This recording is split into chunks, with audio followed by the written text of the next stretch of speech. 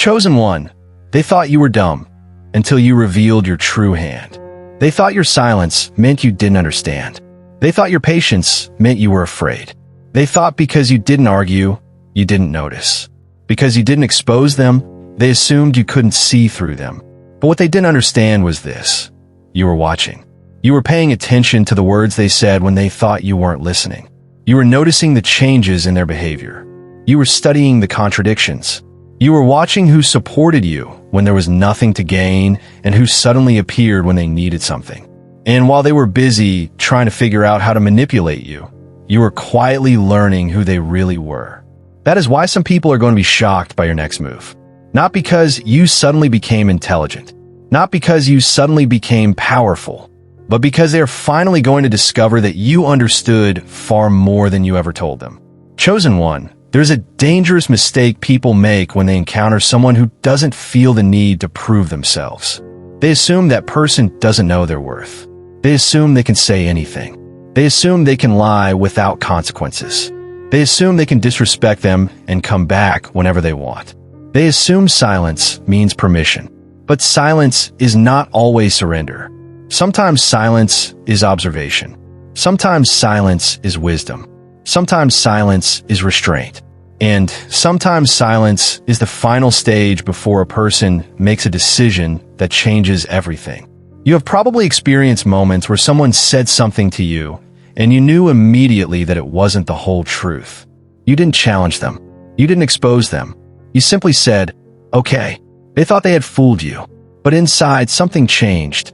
You started watching. And the more you watched, the more the pattern became obvious. The same person who told you they cared about you was secretly competing with you.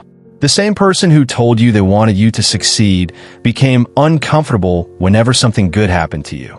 The same person who called you family disappeared when you needed them. The same person who underestimated you suddenly became interested when they saw your potential. And you started realizing something. People don't always reveal themselves through what they say. They reveal themselves through what they consistently do. That realization changed you. You stopped needing explanations from people whose behavior had already given you the answer. You stopped asking, why would they do this to me? Instead, you began asking, what is this teaching me? That is maturity. That is discernment. That is growth. Proverbs 14 verse 15 says, "The simple believe anything, but the prudent give thought to their steps." Think about that. The Bible isn't teaching you to become paranoid. It is teaching you to become discerning. There is a difference between loving people and being blind to people. There is a difference between forgiving someone and giving them unlimited access to you. There is a difference between having a good heart and refusing to recognize bad intentions. Jesus himself understood this. He loved people deeply, but he did not entrust himself to everyone. There were crowds who followed him. There were disciples who walked with him. There were people who praised him. And there were people who wanted to destroy him. Jesus knew the difference.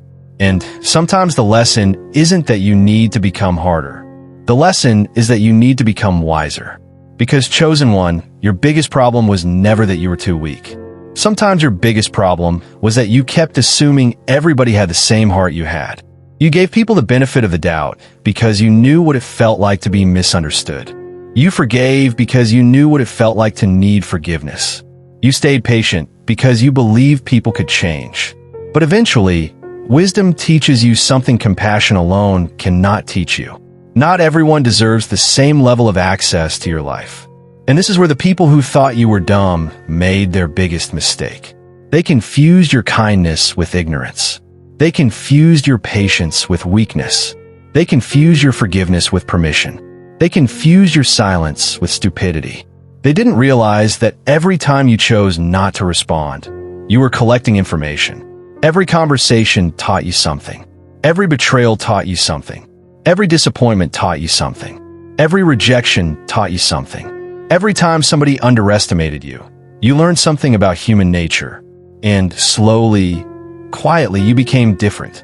You didn't announce your transformation. You didn't post about it. You didn't call everybody and explain what you had discovered.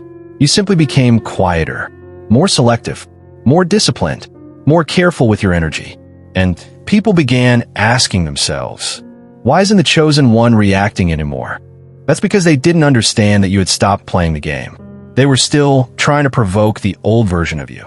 But that version was disappearing. The person who used to explain everything was disappearing. The person who used to chase people for answers was disappearing. The person who used to beg people to understand their heart was disappearing. And something stronger was taking its place. A person who could walk away without announcing it. A person who could forgive without reopening the door. A person who could love someone and still recognize that they were not good for their future. A person who could lose an opportunity without believing they had lost their destiny. That is when everything changed. Because the moment you stopped trying to convince people of your value, you became much harder to manipulate. Think about it. If someone knows exactly what will make you react, they can control the conversation. If someone knows exactly what will make you chase them, they can control the relationship. If someone knows exactly what will make you angry, they can control your emotions. But when you become emotionally disciplined, manipulation loses its power. That doesn't mean you stop feeling. It means you stop allowing every feeling to make your decisions. And that is one of the greatest forms of strength.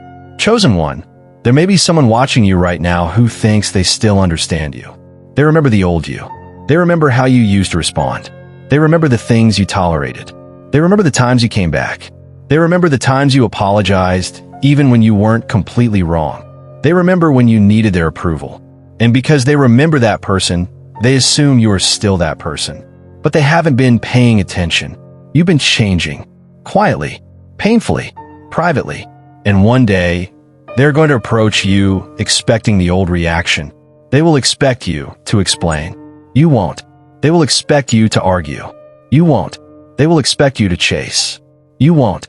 They will expect you to accept whatever they offer. You won't. And they may look at you and wonder, what happened to you? The answer is simple. You learned. You learned that not every battle deserves your voice. You learned that not every accusation deserves a defense. You learned that not every person deserves another chance. You learned that sometimes God removes people not because you're losing something, but because you're being protected from something. And this is where the title of your story becomes real. They thought you were dumb until you revealed your true hand. But what is your true hand? It isn't revenge. It isn't proving them wrong. It isn't humiliating the people who hurt you. Your true hand is wisdom. Your true hand is discipline. Your true hand is clarity. Your true hand is the ability to see something without allowing it to destroy your peace. That's what scares people who benefited from the old version of you. Because the old you could be manipulated through guilt. The new you can recognize guilt without surrendering to it. The old you could be controlled by fear of abandonment. The new you understands that sometimes losing someone is the price of finding yourself. The old you wanted everyone to understand you. The new you understands that some people can misunderstand you forever and you will still be okay. And that is freedom. There is a powerful lesson hidden in the life of David. Before David became king, he was underestimated. His own family didn't initially see him as the obvious choice. When Samuel came to Jesse's house looking for the person God had chosen, David wasn't even presented first. Why? Because people often judge according to appearance, position, reputation, and what they can immediately see. But God sees differently. And David's story teaches us something profound. Being overlooked does not mean being unqualified. Sometimes being overlooked gives you time to develop without the pressure of public attention. While others were watching the battlefield, David had already been fighting private battles. He had developed courage in solitude. He had developed faith before anyone celebrated him. He had developed skill before anyone recognized him. And when a moment came, he didn't need to become someone else. He simply revealed what had already been developed in secret. That may be what is happening in your life. You are not becoming powerful overnight. You are becoming visible after being prepared in private. And there is a difference. People may look at the final result and call it sudden. But God knows Chosen one, there is another layer to this that you need to understand. Sometimes the greatest revelation is not what you knew about them. It is what you discovered about yourself. Because when people underestimate you long enough, something interesting can happen. You can start believing their version of you. You can begin questioning your intelligence. You can begin questioning your judgment. You can begin wondering whether you really are behind everyone else. You can look around and see people appearing to move faster than you and wonder why your own life seems so slow. But what if the delay wasn't evidence that you were incapable? What if you were being developed differently? What if the season that looked like stagnation was actually preparation? Think about a tree. You don't see its roots. You only see what eventually rises above the ground. But the strength of the tree depends heavily on what happened beneath the surface. The deeper the roots, the more prepared the tree can be to withstand storms. And perhaps you've been living through a root season. Nobody sees what you're learning. Nobody sees how your thinking has changed. Nobody sees the conversations you've had with God. Nobody sees the discipline you're developing. Nobody sees the temptations you've walked away from. Nobody sees the moments when you wanted to give up, but kept going. They see the surface. God sees the roots. And this is why you cannot judge your progress exclusively by what other people can see. There are seasons where progress is visible, and there are seasons where progress is internal. You may not have more money yet. You may not have the relationship you wanted yet. You may not have the platform you imagined yet. You may not have the recognition you thought would come by now. But perhaps your mind is stronger. Perhaps your discernment is sharper. Perhaps your standards are healthier. Perhaps your relationship with God is deeper. Perhaps your ability to control your emotions has increased. Perhaps you no longer chase people who don't choose you. Those are victories too. And sometimes those invisible victories are preparing you for visible ones. Chosen one. One of the biggest mistakes you can make is allowing somebody else's timeline to become the measurement of your own life. Someone else may appear ahead of you. Let them. Someone else may have more followers. Let them. Someone else may have more money. Let them. Someone else may be celebrated today. Let them. Your journey is not a competition against their timeline. You don't know what God is doing in their story, and they don't know what God is doing in yours. Comparison can make you despise the very season that is preparing you. You can become so focused on the fruit that you stop respecting the roots. But roots matter. Character matters. Wisdom matters. Integrity matters. Because if you receive a blessing before you develop the character to carry it, the blessing can become a burden. There are things you've been asking God for that may require a different version of you to manage them. You may be praying for influence while God is teaching you humility. You may be praying for wealth while God is teaching you discipline. You may be praying for a relationship while God is teaching you boundaries. You may be praying for leadership while God is teaching you emotional control. You may be praying for visibility while God is teaching you how to survive criticism. You may be praying for a platform while God is teaching you how to remain yourself when thousands of people are watching. So don't despise preparation. Preparation is not punishment. Sometimes preparation is protection. And this is why your quiet season matters. Because when the opportunity arrives, you don't want to become the person who receives the opportunity and then destroys it because you weren't prepared for it. You want to be ready. You want to have the wisdom to recognize the door. You want to have the discipline to walk through it. You want to have the discernment to know which doors are actually distractions. And you want to have the courage to close doors that no longer belong to your future. That is maturity. Chosen one. There's another reason people may have underestimated you. You didn't behave like you needed to be the smartest person in the room. And ironically, that can make some people assume you aren't intelligent. But intelligence doesn't always announce itself. Sometimes the smartest person in the room is the person asking questions. Sometimes it's the person listening. Sometimes it's the person refusing to react. Sometimes it's the person who knows that they don't know everything. There is wisdom in restraint. Proverbs 17 verse 28 says, "Even fools are thought wise if they keep silent, and discerning if they hold their tongues." There is something powerful about learning when not to speak, because every word you speak gives people information. Every reaction can reveal what triggers you. Every emotional response can reveal your weakness.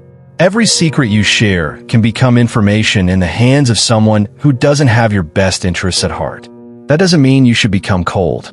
It means you should become intentional. You don't have to tell everyone what you're building. You don't have to explain every decision. You don't have to announce every prayer. You don't have to tell everyone about every opportunity.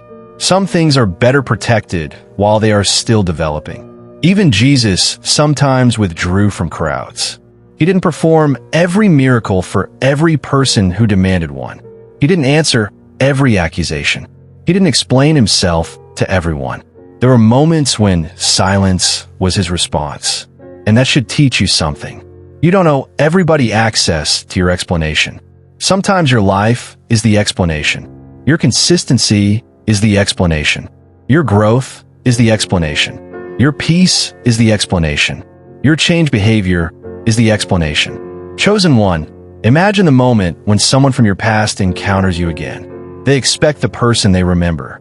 Maybe they expect the person who used to seek their approval. Maybe they expect the person who used to become emotional whenever they criticized you. Maybe they expect the person who used to chase them after every disagreement. But instead, they encounter someone calm, someone grounded, someone who doesn't need to prove anything. They begin talking, waiting for you to react the way you used to, but you don't. They bring up the old story. You don't defend yourself. They mention the old betrayal. You don't explode. They try to remind you of who you were. You simply recognize that you're no longer there. And suddenly they realize something. They aren't speaking to the same person. That's the role reversal. They once had emotional access to you. Now they don't. They once knew how to disturb your peace. Now they don't. They once thought they could predict your decisions. Now they can't. And they may wonder when the change happened. But transformation rarely happens in one dramatic moment. It happens through hundreds of small decisions. The day you chose not to respond. The night you chose prayer instead of revenge. The morning you decided to stop chasing someone. The moment you stopped begging to be understood. The time you walked away from something you wanted because you knew it wasn't healthy. The day you finally said, I deserve better. One decision at a time. One boundary at a time. One lesson at a time. You became someone new. And now, the person who underestimated you is confused because they're trying to use an old map to navigate a completely different person. But here's what you must not do. Don't become addicted to their confusion. Don't spend your life watching to see whether they regret losing you. Don't keep checking whether they finally recognize your worth. That's still attachment. Your freedom comes when their realization no longer matters. Maybe they will apologize. Maybe they won't. Maybe they will regret it. Maybe they won't. Maybe they will eventually understand. Maybe they never will. Your assignment remains the same. Keep walking. Because your future cannot depend on whether someone from your past finally understands you. There are people who will never understand your journey because they weren't there for the parts that shaped you. They didn't see the nights. They didn't hear the prayers. They didn't feel the pain. They didn't experience the lessons. They only see the person standing in front of them. And that's okay. You don't need them to understand. You need to understand. Understand why you cannot return to certain environments. Understand why some relationships ended. Understand why some doors closed. Understand why certain opportunities didn't work. Understand why you had to become uncomfortable. Because sometimes God uses discomfort to move you. You may have stayed somewhere because it was familiar. Then something happened that made staying impossible. At first, you called it loss. Later, you called it liberation. You may have thought someone leaving your life was the worst thing that could happen. Then you discovered the peace that came after they left. You may have thought rejection meant you weren't good enough. Then you discovered the opportunity that rejection pushed you toward. Sometimes the thing you cry about today becomes the thing you thank God for tomorrow. That's why you must be careful about calling something a tragedy before the story is finished. You are still in the story. You don't know what God is going to do with the chapter you're currently living through. So don't make permanent conclusions from temporary circumstances. Maybe you're tired. That doesn't mean you're finished. Maybe you're confused. That doesn't mean you're lost. Maybe you're delayed. That doesn't mean you're denied. Maybe you're alone. That doesn't mean you're abandoned. Maybe you're being underestimated. That doesn't mean you're incapable. And maybe you're quiet. That doesn't mean nothing is happening. Sometimes the most important work happens when nobody is clapping. Chosen one, I want you to remember this. The people who underestimated you were only working with incomplete information. They saw your current circumstances. God sees your potential. They saw your mistakes. God sees your lessons. They saw your delay. God sees your preparation. They saw your silence. God sees what is developing inside you. And this is why you must stop allowing people with incomplete information to make complete conclusions about your life. Someone can know your past and still know nothing about your future. Someone can know your mistakes and still know nothing about your purpose. Someone can know where you started and still know nothing about where God is taking you. So stop letting old opinions become new limitations. You are allowed to grow beyond the identity people assign to you. You are allowed to become wiser. You are allowed to become stronger. You are allowed to change your mind. You are allowed to establish boundaries. You are allowed to outgrow relationships. You are allowed to pursue a different future. You are allowed to become unfamiliar to people who only benefited from the old version of you. And if they say, "You've changed," don't automatically take that as an insult. Sometimes changing is the evidence that the lesson worked. The person you were 5 years ago may not have had the wisdom you have today. That's not failure. That's growth. You should not want to remain the same person forever. A tree doesn't apologize for growing. A child doesn't apologize for becoming an adult. And you don't have to apologize for becoming wiser. The important question is not whether you changed. The question is what changed you into. Did pain make you bitter? Or did it make you compassionate? Did rejection make you hateful? Or did it make you resilient? Did betrayal make you suspicious of everyone? Or did it teach you discernment? Did loneliness make you desperate? Or did it teach you how to enjoy your own company? Did failure make you quit? Or did it teach you how to improve? That's where your transformation becomes meaningful. Because the goal isn't merely to survive what happened to you. The goal is to become wiser because it happened. And that's what makes your story powerful. The people who hurt you may never know the full impact of what happened. But you do. You know what you learned. You know what changed. You know what you will never tolerate again. And you know what kind of person you are becoming. Chosen one, perhaps the final revelation isn't that you were smarter than they thought. Perhaps it is that you no longer need to be smarter than anyone. You don't need to outsmart people. You don't need to manipulate manipulators. You don't need to defeat every enemy. You don't need to expose every liar. You need wisdom. You need discernment. You need self-control. You need faith. And you need to know when to walk away. There is power in refusing to participate in chaos. There is power in saying, "I don't need to prove this." There is power in allowing someone to believe whatever they want while you continue building your life. Because eventually, reality becomes louder than arguments. And when reality speaks, you don't have to. So let your life speak. Let your growth speak. Let your character speak. Let your peace speak. Let your consistency speak. Let your future speak. And if one day they finally look at you and say, "I never knew you were capable of this," remember, you didn't become capable because they finally believed in you. You were becoming capable while they were doubting you. They simply weren't paying attention. And perhaps that's exactly how God wanted it. Because sometimes being underestimated gives you the freedom to develop without interference.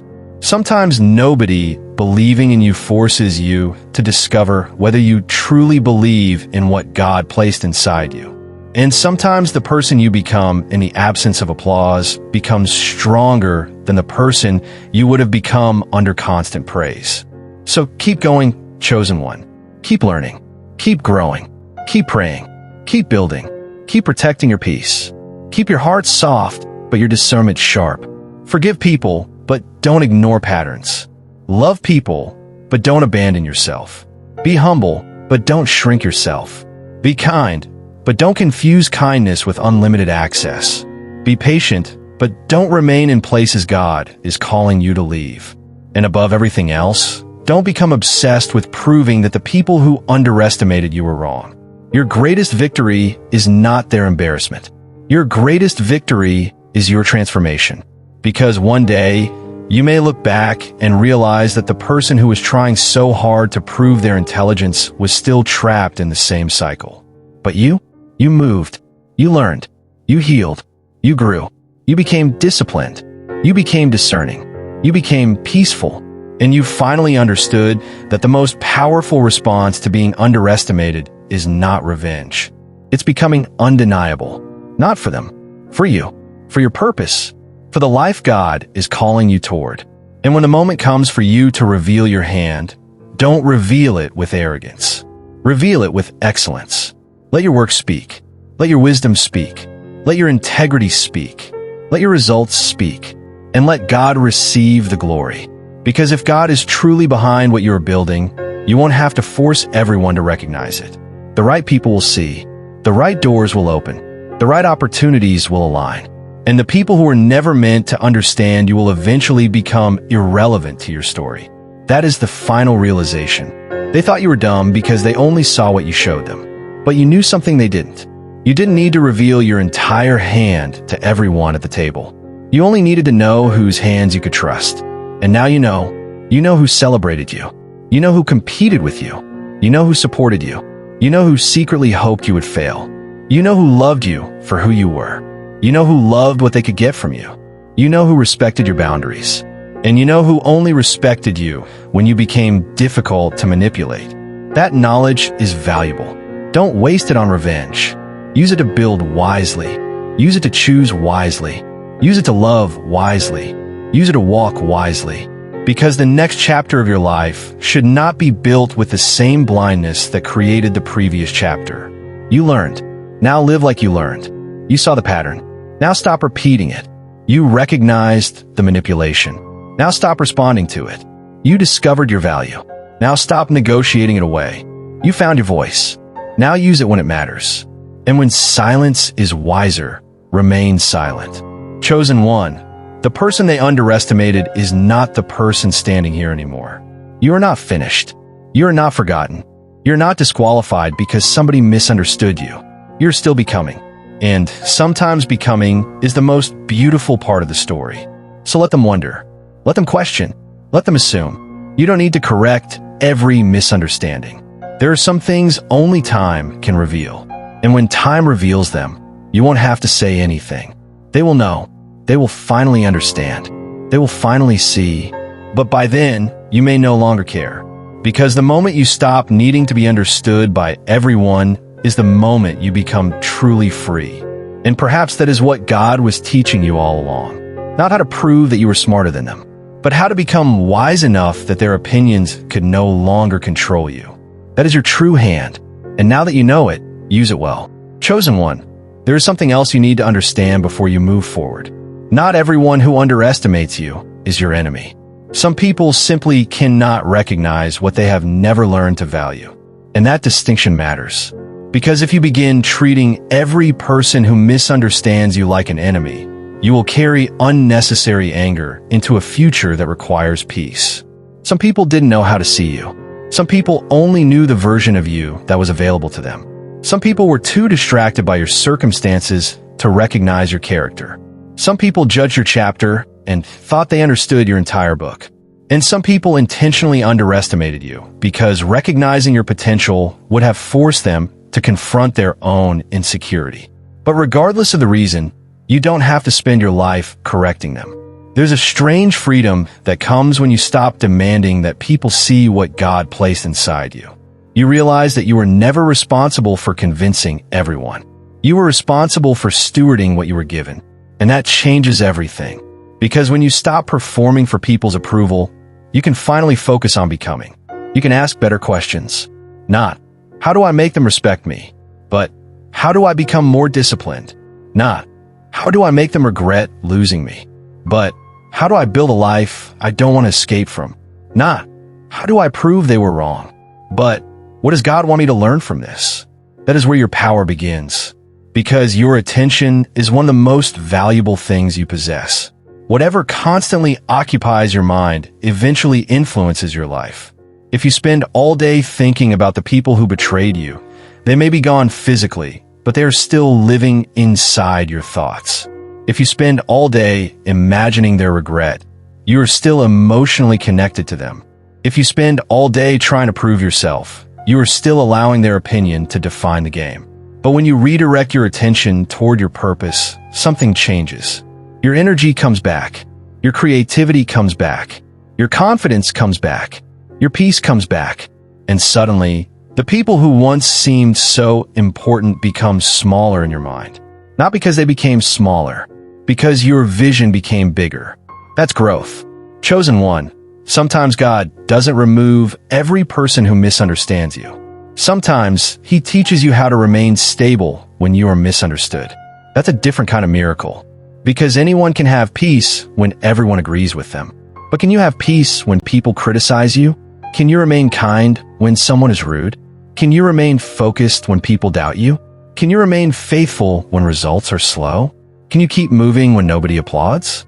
That's where character is built. And perhaps this is why your story has taken longer than you expected. You are not simply being prepared for a destination. You are being prepared for the person you would need to become when you arrive there. Think about Joseph. His brothers didn't recognize what his future would become. They saw a younger brother. They saw someone they could betray. They saw someone they could throw away. But God saw a future leader. Joseph went from the pit to the prison before he reached the palace. And that sequence matters. Because if Joseph had judged his entire life by the pit, he would have concluded that his story was over. If he had judged his future by the prison, he would have assumed his dreams were dead. But the prison was not the conclusion. It was part of the preparation. And sometimes your current environment is not your final destination. Your current circumstances are not your identity. Your current income is not your identity. Your current relationship status is not your identity. Your current level of recognition is not your identity. Your mistakes are not your identity. Your past is not your identity. You're still becoming. And that's why you have to be careful when people give you labels. Dumb, failure, too emotional, too quiet, too ambitious, too different, too slow, not good enough. People can put labels on you because labels make people feel like they understand something. But a label is not a prophecy. Someone's opinion about you is not God's final word about you. And you have to learn how to separate criticism that can teach you from criticism that is simply designed to diminish you. There are people who will correct you because they love you. Listen to them. There are people who will challenge you because they want you to grow. Learn from them. But there are also people who will constantly make you question yourself because your growth threatens the version of you they were comfortable controlling. Recognize the difference. Discernment is not rejecting every correction. Discernment is knowing the difference between correction and control. That is why you cannot become so defensive that nobody can teach you anything. Humility is still necessary. You could be misunderstood and still have something to learn. You could be underestimated and still have weaknesses. You can be chosen and still need correction. You can be gifted and still need discipline. You can be intelligent and still make mistakes. Never let the realization that people underestimated you turn into pride, because pride can destroy what wisdom built.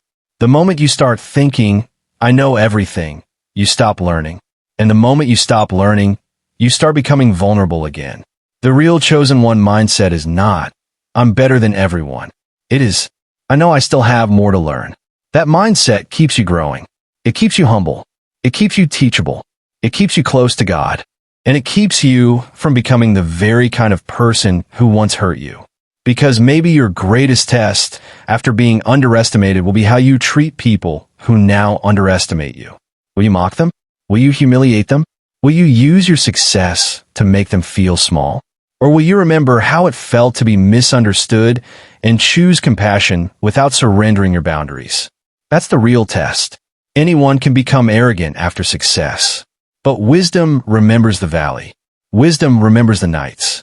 Wisdom remembers the rejection. Wisdom remembers the people who laughed.